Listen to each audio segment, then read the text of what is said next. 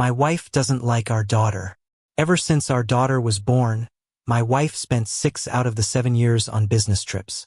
When our daughter got sick, I called her, begging, come back and be with her, please. She's not doing well. Her voice was cold. You can lie all you want. What a mess you've made of her. If she's dying, then let her die. Before she hung up, I heard a familiar child's voice on her end, asking her to buy him a toy. I gave a bitter smile. A weak voice whispered in my ear, Daddy, it's okay.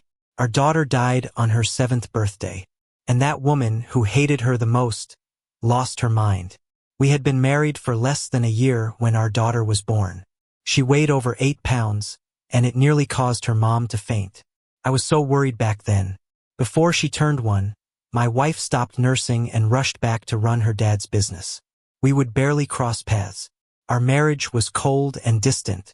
I thought she resented our daughter because of the pain from childbirth. But later, I found out it was because she couldn't leave with her lover due to the pregnancy. Once, after catching her out drunk from a business meeting, I heard her complaints, if it weren't for you, I wouldn't have gotten pregnant. I hate you. Sometimes, she even complained about her father. All you care about is the company. It's just about luck. It was because I couldn't terminate the pregnancy back then that I'm stuck for life. Whenever she said these things, I would hold her tight. Because I knew, if she really hadn't wanted it, the child wouldn't have been born safely. But now, my resolve is wavering. I hadn't seen her in a while when she showed up at the hospital. I was getting medicine for our daughter when I saw her. My throat felt tight, and I couldn't speak. The hospital's cold hallway made her look more weary. But this tiredness wasn't for our daughter. Mike, does your head still hurt? She was doting on a little boy. I never knew she had a maternal side. Apparently, our daughter wasn't worthy. The medicine in my hand felt heavier.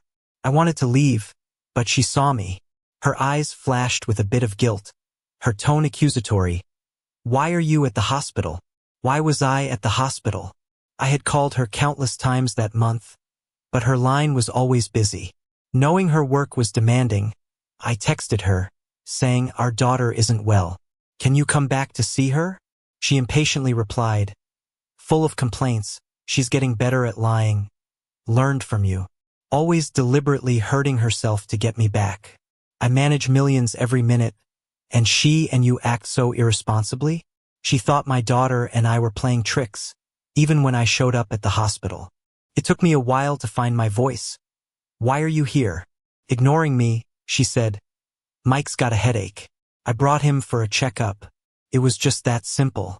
I hadn't spoken yet, but it was clear she didn't want to deal with me, as if I were some stranger. Holding the boy's hand, she soothed him. Let's go, Mike. You shouldn't eat so much ice at once. Okay?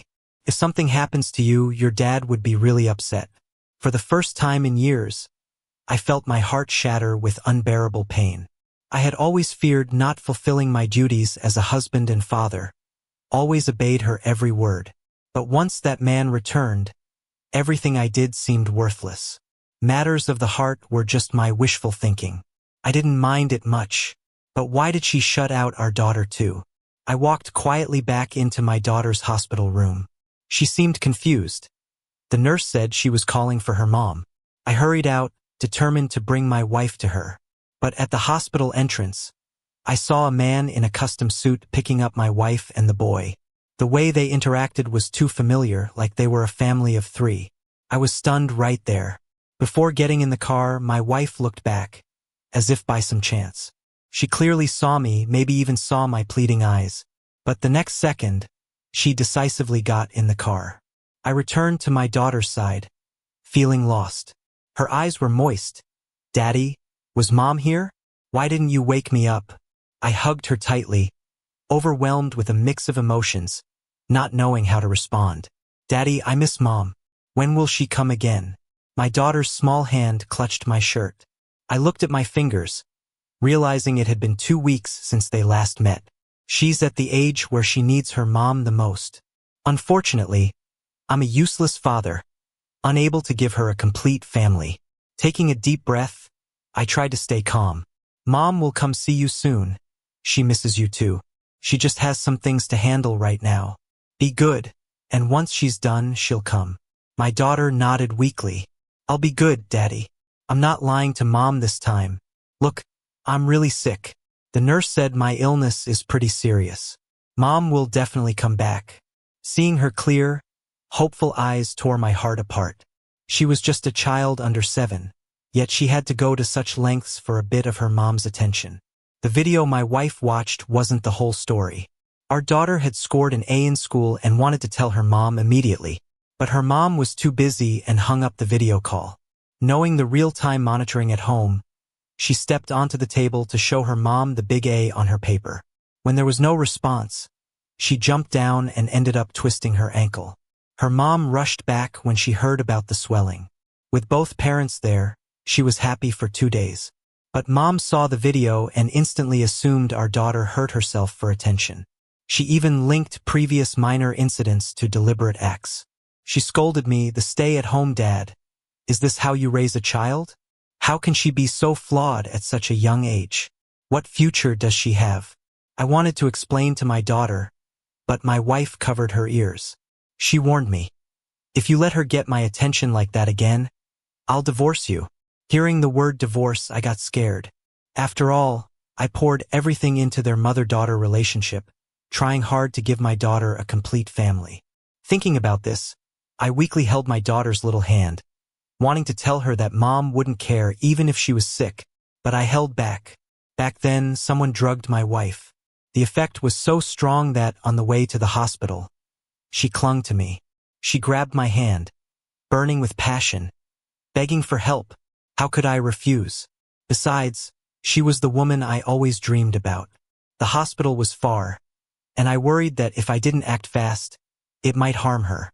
What started as hesitation turned into fierce passion, and just once resulted in a little one. At that time, my wife's love had just returned to the country and wanted to take her away. But the day before leaving, he found out there was a tiny life in her belly. My wife was upset it wasn't understood by him. He left. Angry, she wanted to terminate the pregnancy, but her superstitious parents stopped her. I begged, almost tearing my heart and soul, to earn the right to care for her and the child for a lifetime. She's always been cold since we got married. But whenever I thought of her passion that night, I believed I could warm her heart. Before our daughter was born, I took care of her in every possible way. I didn't let nannies do what I could handle myself. Whatever she liked to eat, no matter how difficult, I learned to make it to serve her hot. If she enjoyed doing something, no matter how busy, I squeezed out time to join her. I didn't want her to see emptiness in my eyes. After our daughter was born, I felt even more confident. The daughter looked like her, with chubby cheeks and adorable eyes. Even strangers couldn't resist showing affection. Though as she lay on the delivery bed, I brought our child in front of her and she just glanced briefly, saying, "What a pity she looks exactly like you." Then she turned away and slept, without a hint of excitement or happiness as a new mom. I was so scared she had postpartum depression. I stayed with her all the time. I initially thought it's unfair to tie a woman down with a child. So if one day she wanted to leave, I wouldn't stop her. But until then, being good to her was my only choice. Life and intentions were that simple. I quickly realized my simplicity was just wishful thinking. She hated me and thus hated our daughter who was related to me. Nick came back 3 months ago, and I thought she'd ask for a divorce. Surprisingly, she said, "Take good care of our daughter at home. I'll send you money on time." I was already taking care of our daughter, so what's the unnecessary remark? But she never gave me room to refute. Her second week in the hospital, the doctor suggested doing things she wanted in her last days. Thick-skinned, I called again. "Hey, our daughter wants to talk to you. Can you listen?" There was brief silence on the other end. Finally, her cold voice came through the phone. "Okay, let her speak." I handed the phone to my daughter. Carefully, she took it. "Mom, I've always wanted you. I know you're busy, but can you see me?" After a while, she seemed busy with something, only answering, "What did you say?" Daughter's voice now had a teary tone. "Mom, I said I miss you. In my remaining time, can you stay with me?" There was silence again. I nervously watched my daughter, afraid she'd be let down. Finally, my wife compromised. Okay, Mom will try to arrange time to see you, but if you lie again, Mom will pretend you don't exist. Daughter felt both wronged and happy hearing this response. And for me, it was heartbreaking. Then my wife had our daughter hand the phone back and started scolding me. I thought you couldn't focus on our daughter. I already told your boss I got you fired. I forced a smile, suddenly feeling so tired. I'm a programmer. When our daughter was born, I applied to work from home. I even decided to quit if my boss didn't agree. Yet, since he didn't want to lose a tech expert, he agreed. However, my wife thought working at home meant not focusing on our daughter. Caught playing a game while our daughter slept, she scolded me. She barely cares about our home, yet brings it up each time we meet. I usually explain patiently that I was relaxing and always there for her when she was awake. Now, I didn't want to say even half a word. In response to her usual disinterest, I replied wearily, "Whatever." She coldly said her patience limitedly. "I have to go to City B this week, soothe our daughter. I'll visit her when I get back." To ensure daughter heard her mom's voice, I left the speaker on. Suddenly, daughter's once happy face faded completely. She couldn't help but ask, "Mom, aren't you coming to see me?" Sensing the mood change, my wife explained patiently. "If plans change, Mom will return. Be obedient, or Mom won't want you." Though pouting, my daughter didn't throw a tantrum. She was told not to be noisy by her mom. I reassured her. Facing my phone, I said, "You go do your thing." My wife's patience ran out, and she hung up faster than I did. When packing my daughter's clothes, my wife unexpectedly came home. Her appearances have become surprises for us. No matter the disappointment, seeing her is always unexpected. All that resentment built up in my heart seemed to vanish in an instant. I habitually walked up to her, ready to take the bag from my wife's hand, but she sidestepped me. I froze on the spot, feeling like a bucket of cold water was dumped over my enthusiasm. Is this really the wife I know? The one who would accept my goodwill even if she didn't love me? Seems like she truly doesn't need me anymore. I looked at the outline of her face. The softness that once captivated me now seemed so indifferent. "Why'd you come back?" I asked cautiously. My wife didn't respond, just kept walking, like I was invisible. I saw her stop at our daughter's bedroom door, and I hurried to catch up, wanting to explain things to her. "Forget it, if she's asleep, don't wake her," she said flatly. I was about to mention our daughters in the hospital. Then her phone rang. "Hello? Mike? Fell? I'll be right there, don't worry." She completely ignored me standing there, and in her rush, she grazed past me, causing a pang in my heart. My daughter's condition was acute. It had been 2 months by the time we discovered it. Seeing her body suffering from the pain, I was heartbroken. After a couple of days, I decided I had to talk to my wife. In her beautifully decorated office, I saw her sitting there gently blowing on hot porridge, feeding it to a little boy named Mike. This was the kind of motherly love my daughter had only ever dreamed of. I always thought she was composed, strong, not very emotional. Apparently, she just chose who she was that way with. Watching her, a wave of emotion surged in my heart. My wife looked up and saw me. Her eyes went from warm to icy. "Why aren't you taking care of your daughter? What are you doing here?" The corners of my lips turned up into a bitter smile. "So you do remember you have a daughter. Do you even know about her?" "Kathy, is this your man?" The man walking in cut off my words. I looked coldly at him. It was Nick. "Jason, don't get it wrong. Kathy and I are just friends, and Mike likes Kathy too." His smile clearly showed, like an explanation but really staking his claim. I couldn't believe my wife wouldn't see through this. But she didn't react. "Daddy, you're here. Mom treats me so well. I want to live with her from now on." The boy sweetly wrapped his arms around my wife. She instinctively shrank back, her eyes moving past me and settling on Nick, not looking away. By now, I had pieced together most of it. My heart felt like it was hammered, but I stayed rational, not exploding on the spot. Before Nick came back, I stumbled upon my wife's phone in the study, which she forgot to take. A notification popped up with an unread message. and I couldn't stop myself from opening it. The message was simple. I'm back. Those words cut into my heart like a sharp knife. Despite feeling uneasy, I didn't want unfounded suspicion to ruin the calm that was returning between me and my wife. Until now, it was finally over. I always saw my wife with a filter. I thought she didn't love me or our daughter, but she was a person of principles. As long as we weren't divorced, she wouldn't cheat. She always had the upper hand from start to finish. But now, I underestimated human nature. Once I accepted it, the anger inside me just burned out. The atmosphere turned awkward, and Nick eventually broke the tension. Mike, didn't Daddy tell you not to call people randomly? It's okay. My wife's eyes were full of warmth she couldn't hide. Mike's so well behaved and sweet. I've always wanted a child like him. Kathy, you're so good to Mike. He's lucky to have you. They continued to ignore my presence, not caring why I was there. Knowing it was pointless to stay, I turned and left. Initially, I came to ask her to take time off work, to spend the last 2 months with our daughter. Now, there's no need. She doesn't love our daughter. She loves Mike. When our daughter was 3, she started kindergarten, and her drawing in art class was posted on the school's most prominent bulletin board.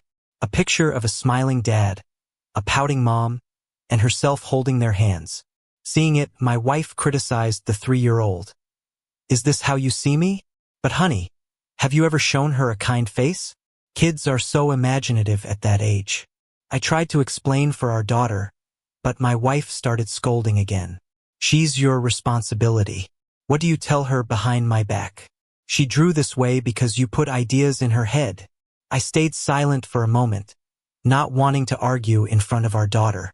When she was 6, she started 1st grade. The teacher announced they'll commend students who placed in the exam at the upcoming parent meeting.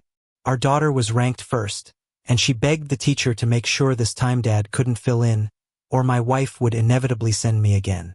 The school teacher, sympathetic toward the child, agreed immediately. Kathy, could you clear your schedule to come to the school's parent meeting on Wednesday? When I picked up my daughter from school, I overheard her teacher calling my wife. I looked at our daughter's hopeful little face and silently prayed my wife wouldn't decline. Even just once would be enough. I heard no outright refusal and began to feel hopeful. Then on Wednesday, I still got her message. Something came up last minute, you'll have to attend our daughter's meeting. Although I'd hoped, I was not surprised by this outcome. I was just worried my daughter would be even more disappointed if she found out. As I walked up to her school, I was surprised to see my wife's black car parked out front. My eyes opened with anticipation, but it was my wife's assistant stepping out of the car. This is from the boss for the teacher, the assistant said, handing over a gift with no lack of generosity. The boss wanted a word with the teacher. The kid's a handful, her behavior is lacking, and she's tough to manage. Sorry for the trouble. You can criticize her all you need at this meeting. If she's naughty, go ahead and paddle her. Don't bother giving Kathy any slack. I was stunned watching this unfold and felt bad for my daughter. If my wife couldn't make it, fine, but to send the assistant with such a message? The teacher, clearly flustered by the situation, looked awkward and confused. Actually, the teacher was about to explain when the assistant took off. I walked towards my daughter's classroom, catching the sigh of the teacher as I left. My daughter saw me and her eyes lit up with delight. Dad, you came, she exclaimed, running over and hugging me. I forced a smile, though I felt bitter inside. I knew she was hoping for her mom, not me, but she buried her disappointment deep down. See, isn't my daughter such a sweet and well-behaved kid? When we got home, my wife was already waiting in the living room. As soon as she saw me, she stood up with a cold expression. What did the teacher say? What terrible thing did she do that needed my attention? I looked at her, knowing we needed a serious talk. The next second, she checked her watch. I can't, no time, I've got a client appointment. We'll talk later. I thought maybe she'd come back for our daughter, or even to scold her. But no, she was just home to pick something up. My daughter clutched her award and walked to her tiny room, looking a bit down. At 7 years old, she passed away in a hospital bed. Before that, I painfully recorded her last few moments. Barely conscious, she mumbled, "Dad, Mom said she'd come to take me home. Is she here?" At that, I dropped my phone and hugged her tightly, holding her until her body turned cold. Today was her 7th birthday. The doctor said she lost the will to live. Otherwise, she wouldn't have gone sooner than expected. On her birthday, everyone wished her happiness, but she wasn't happy. Her mom forgot. She waited until 9 p.m., feeling unwell, then called her mom. The voice on the other end sounded tired. "Why are you calling me this late? Where's your dad? How's he looking after you?" She didn't know it would be the last call she'd ever make to her mom. If her mom had known, would she have spoken differently? "Mom, will you come see me? Do you remember what today is? I told you my schedule might change, didn't I? Can't you be more sensible? We'll talk when I get home." Beep. After her mom hung up, my daughter slipped into a series of comas and quietly passed away in my arms. Blankly, I gazed at her lifeless face and strangely felt some relief. Her short life was exhausting.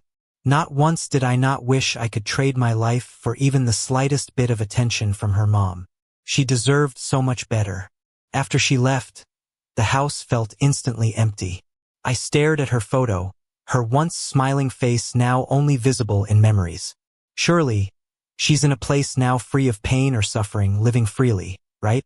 I hope she doesn't have to deal with negligent parents like us in her next life. A few days later, my wife seemed to remember something, bombarding me with messages blaming me. "You didn't remind me of her birthday? What use are you to me? Were you trying to create a disconnect between me and our daughter?" I used to remind her about everything more reliable than her assistant, especially when it came to our daughter. Her favorite color for dresses, her shoe size, her friends' names, her birthday, and the gifts she wished for. Turns out, without my reminders, she knew nothing. When I didn't reply, another message came through. "Jason, can't you grow up? Wasn't it you who told me to focus on my career? Shouldn't you handle things at home then?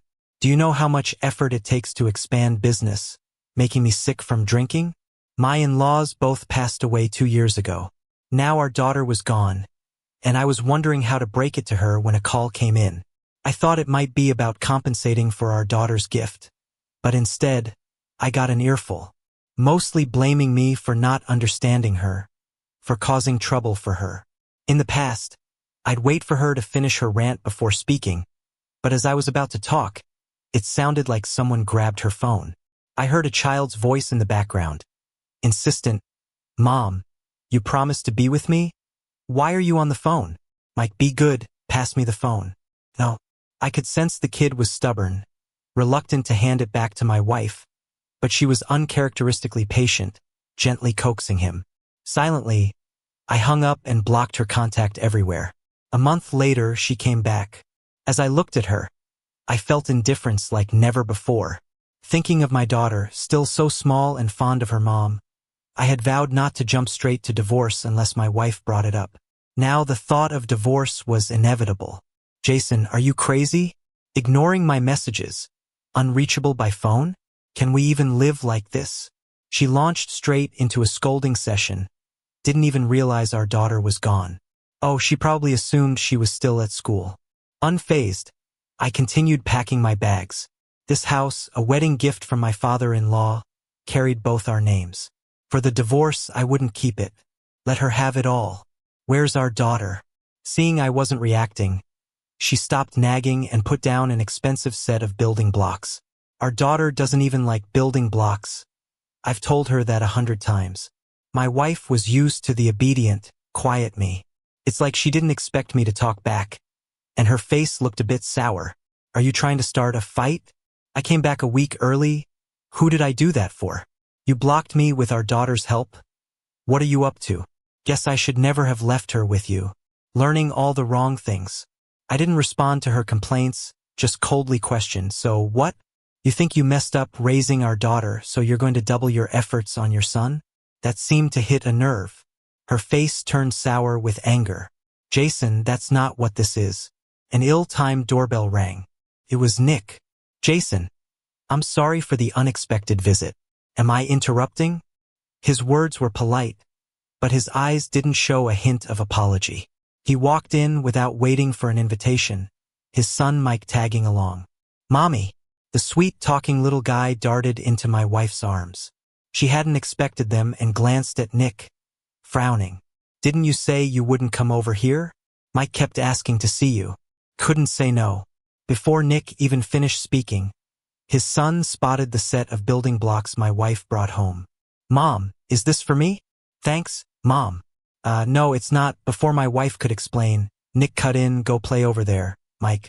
The little boy took the toy and left us 3 adults alone. Seeing this father-son duo barge in uninvited, my patience snapped. I lunged at Nick, landing a punch across his face. "Couldn't you wait 2 more days?" My eyes were full of rage, startling both Nick and my wife. "Jason, what's wrong with you? There's a child here." She stood between us, trying to prevent a fight. I locked eyes with her. "Let's divorce and you can be with them." She paused for a moment, and Nick quickly wrapped an arm around her shoulder. Even after taking a hit, the smug look on his face told me he thought he'd won.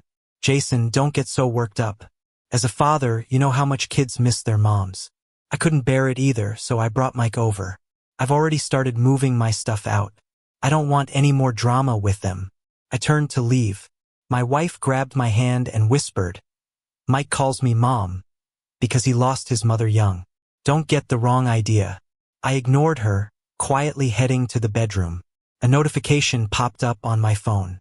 It was a parentage test between my wife and Mike. I stared blankly at the door, spotting Nick with a phone in his hand, asserting his twisted victory. Felt like my blood ran cold. The next day, knowing there were still some of our daughter's things, I went back. As soon as I opened the door, a mug shattered against the wall by my side. "You know how to come back home? Jason, you're too old for running away like this." She wasn't her usual polished self, looking worn out and weary, as one would expect at her age. "Where's our daughter?" She seemed to have stayed home all day, but I didn't come back, and neither did our daughter. She finally lost her cool. "Are you trying to use her as leverage in a divorce?" "I'm telling you, you're dreaming. Give me my daughter and do whatever you want with your life." Her incessant shouting made my head throb.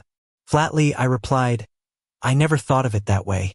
Surprised by my calm, she too cooled down a bit. "Then why didn't you bring her back?" Hearing the faint nervousness in her voice made me smirk inside. I silently went over to the cabinet and took out our daughter's urn. "You want to know where she is?" "Right here in this box." She froze, eyes wide open, lips trembling but unable to make a sound. "Did you kill her?" She finally managed to say in an accusing tone. "You killed her. It was you who stripped her of the will to live. If you hadn't abandoned her, she might have hung on until you came back. You left her to flounder in loneliness and pain, forcing her hand." Incredulous, she looked at me, then broke down crying, covering her face. Suddenly, she lashed out, grabbing my collar. "Is this some sick act? Where did you hide our daughter? Give her back." I let out a scoff, throwing her our daughter's death certificate. Her pupils contracted as she desperately tried to see if it was fake. You did," her face drained of color, words failing her. "This can't be. You never told me how she was." I gave a bitter smile. She seemed to have forgotten a lot, but none of it mattered now. Gently holding the urn, I glanced at her one last time. "You ignored my calls, my messages. I told you about her symptoms, how long she had left. Everything. You dismissed it as a trick. You didn't even care to see her one last time. What gives you the right to crumble now?"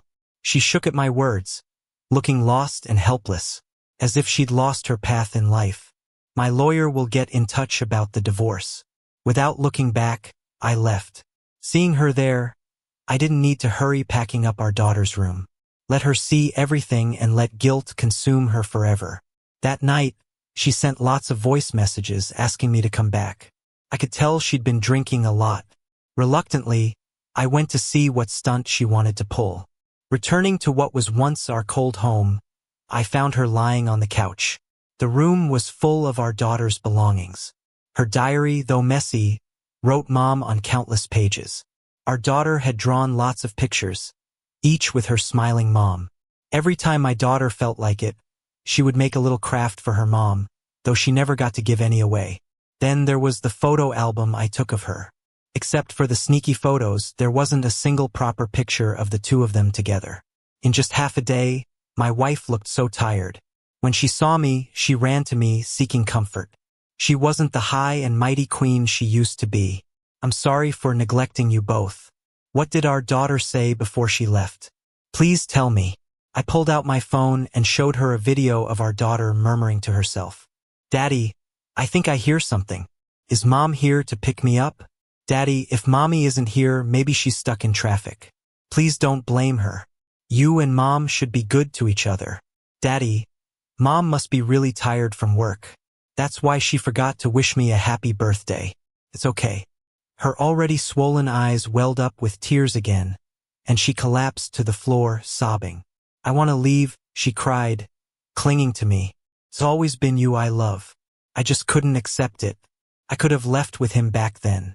I love our daughter, but seeing her face was a constant reminder of how close I came to happiness, and I just couldn't accept it. I've realized all I want is right here. Don't leave me. I won't agree to the divorce. I slowly pried her hands from me, my gaze resolute. We've come too far to turn back.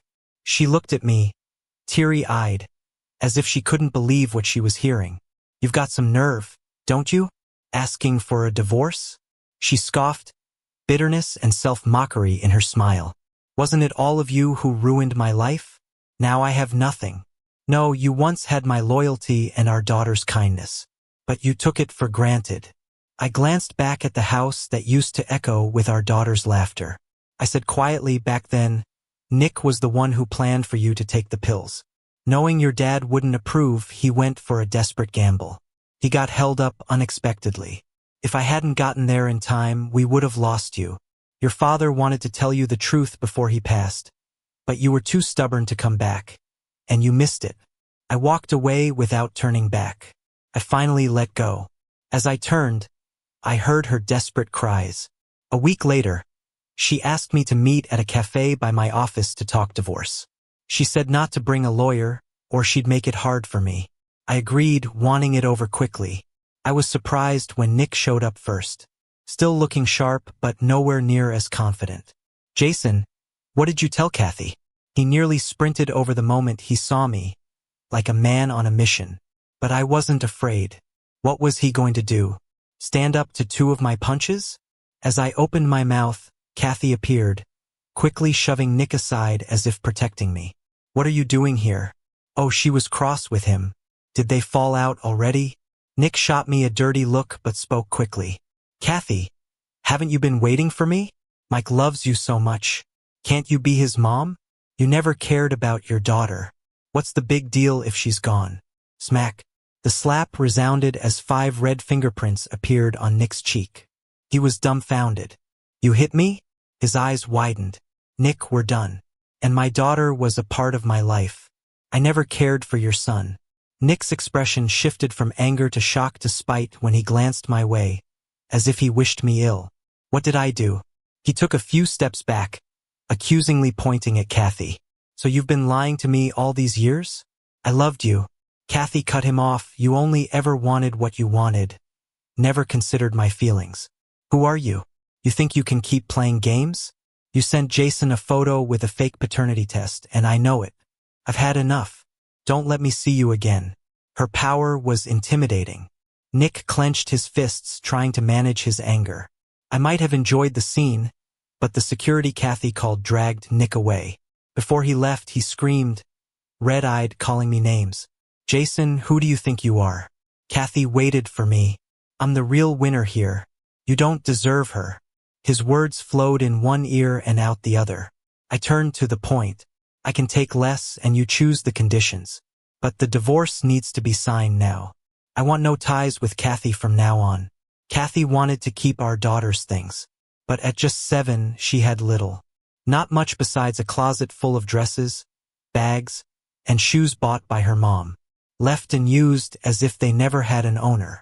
Since first grade, our daughter wore nothing but uniforms. Yet her mom never asked.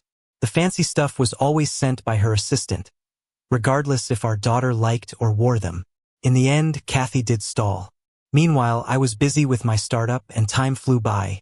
We kept in touch over divorce stuff, and I noticed she was changing. One day, she said the papers were ready for me to sign and to get them from her office. I waited downstairs for a while, only to figure out the company changed owners. Nick, after Kathy's shares, finally snapped and went on a rampage looking for her. He yelled, "Let her come out to see me. No way she's breaking up with me just like that." But Kathy wasn't indulging his foul temper. Before the transition of power was even complete, she got the company's PR department involved. She was determined to take Nick down, even if it meant dragging herself into the fray. No one knew digging into Nick's background would be so easy. Very soon, it came to light that years ago Nick's parents had pushed him into drugging Kathy with the intention of taking over her family's assets. My former father-in-law had uncovered the truth long ago, with solid evidence. He just kept it all quiet out of respect for his daughter, and to spare my feelings. When I dug deeper, I found out something even more explosive. Kathy had sold off her shares to a company veteran, who was her father's lifelong friend. Then she donated that money in our daughter's name. She hadn't been to the office in a long time, so why would she want to meet me here? I was puzzled. With no sign of her, I was about to leave. Then Kathy's old assistant came over and handed me divorce papers. "This is from Kathy for you," she said. I thanked her and was about to go when she added, "Go visit the hospital. Yoon is about to go. Does that have anything to do with me?" I replied in an eerily calm voice. "Can you really be this heartless?" she asked. "She wore herself out for you and your daughter. Doesn't that stir anything in you?" I glanced at the assistant with amusement. My daughter had suffered beyond words and left this world in pain. Even if Kathy were torn to pieces, it wouldn't suffice. I turned and sent Kathy a message. "See you at the Civil Affairs office tomorrow." I didn't care if she was bedridden or faking it. We were getting divorced before she died, period. After a long time, she replied, "Pick me up at the hospital tomorrow." She sent me the location. The next day at the hospital, she was already dressed. She looked a lot thinner and had a glimmer of light in her eyes when she saw me, like I was her beacon. "You actually came," she said. "I knew you couldn't let me go." Before I could speak, her eyes dimmed again, and she mocked herself. "Oh, you came to take me to get a divorce." She seemed lifeless, like a shell of a person. Once it was done, I threw myself back into my work. Cutting off all ties, there was nothing left to connect us. When news broke of Kathy's suicide, I had just closed a new project. At the celebration dinner, my partners were chatting away. What a pity. Kathy was a rare business genius. Her business model is in textbooks. Her father wasn't half the professional she was. But what a downfall after the divorce. They say she lost her mind. She started hanging around an elementary school, claiming to pick up her daughter, they said. But her daughter had long passed. Apparently, in her final moments, she was trapped in nightmares. Kept calling for Lily to wait for her, then burst into tears, saying Lily wouldn't wait anymore. My fingers paused around my cigarette. Lily, that was my daughter's name.